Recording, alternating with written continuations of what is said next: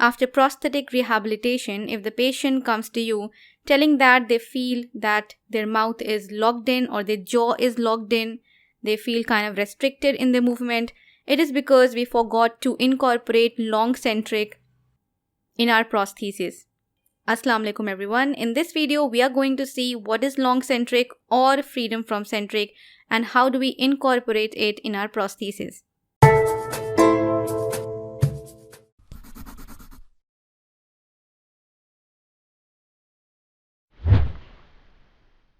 Okay, so when we are establishing the anterior guidance, the first step is that we build a centric contact, okay?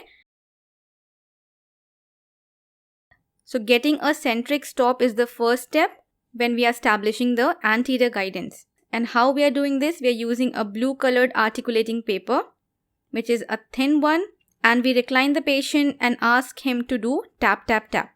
So when he does that, all his anterior teeth should have at least one contact. Okay, so central incisor will have at least one contact, the lateral will have at least one contact, the canine will have at least one contact.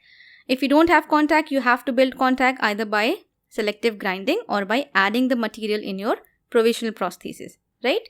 Now, there are few patients who require something called as long centric or freedom from this centric. So what happens is in 50% population, when the patient bites in firmly, the lower anteriors hit at the centric stop. But if the patient bites in quite gently, like so, as you can see here, this gentle contraction was not enough to seat the condyle in the same position. So in this case, as you can see here, the lower will hit the upper at this point.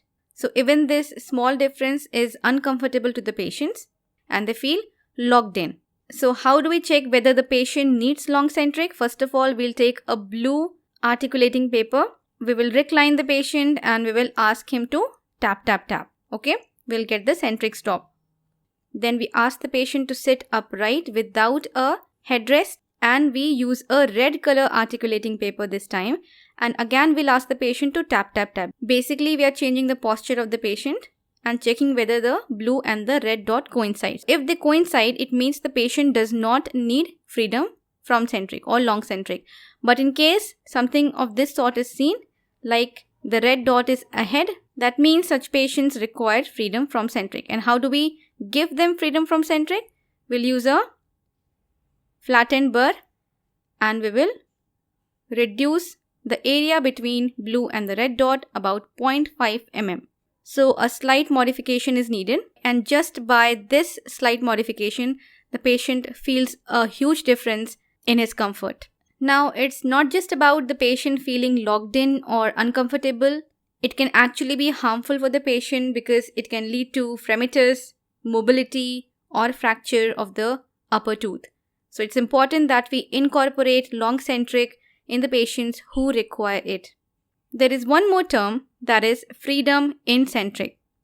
Let me know in the comment section below what is the difference between freedom from centric and freedom in centric. If you liked this video, please give a thumbs up. Also, leave your feedback in the comment section below. It really helps me improve the content.